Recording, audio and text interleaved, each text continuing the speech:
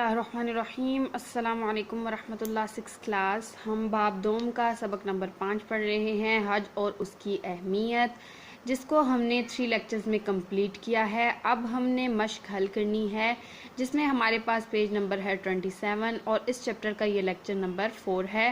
مختصر جواب تحریر کریں، حج کا مفہوم اور اس کی فرضیت بیان کریں۔ تو ہم نے لیکچر نمبر 1 میں اس کا جواب پڑھا تھا کہ حج اسلام کے 5 ارکان میں سے 5واں رکن ہے۔ حج عربی زبان کا لفظ ہے جس کے معنی ارادہ کے ہیں۔ ارادہ سے مراد سفر کرنے کا ارادہ ہے، جو حج کے کرنے کی غرض سے ہم دنیا بھر کے مسلمان اختیار کرتے ہیں۔ یہ مسلمان عازمین حج کہلاتے ہیں۔ یہ ہے حج کا مفہوم، اور اس کی فرضیت کے بارے میں ہم یہ لکھیں گے کہ حج کی ادائیگی ہر عاقل بالغ صاحب استطاعت مسلمان مرد و عورت پر زندگی میں ایک دفعہ فرض ہے۔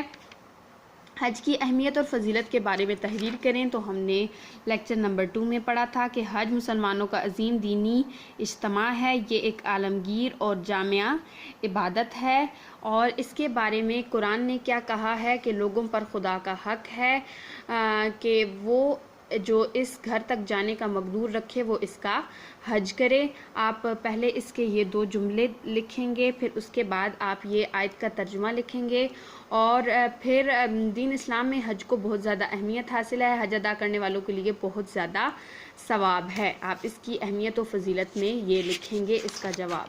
حج کے فوائد بیان کریں۔ تو ہم نے بہت سے فوائد پڑھے ہیں بیٹا، یہاں سے حج کے بے شمار روحانی اور دنیاوی فوائد ہیں، یہاں سے یہاں تک ہم نے سارے فوائد پڑھے ہیں۔ ان میں سے کوئی سے بھی 3 آپ کو جو آسان لگتے ہیں آپ وہ یاد بھی کر سکتے ہیں، اور بیٹا آپ نے لکھنے بھی ہیں، لیکن آپ ان میں سے کوئی سے 3 بھی یاد کر سکتے ہیں۔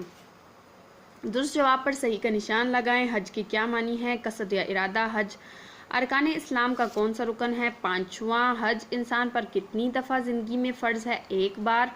کالم ملائیں۔ حج اسلام کے ارکان میں سے 5واں رکن ہے۔ حج اسلامی سال کے آخری مہینے ذوالحج میں ادا کیا جاتا ہے۔ حج کی ادائیگی ہر صاحب استطاعت مسلمان مرد و عورت پر فرض ہے۔ لفظ حج کا معنی ہے ارادہ کرنا۔ حج اس مسلمان پر فرض ہے جو بالغ ہو۔ اس طرح سے ہمارا باب دوم کا سبق نمبر 5 ہوا کمپلیٹ۔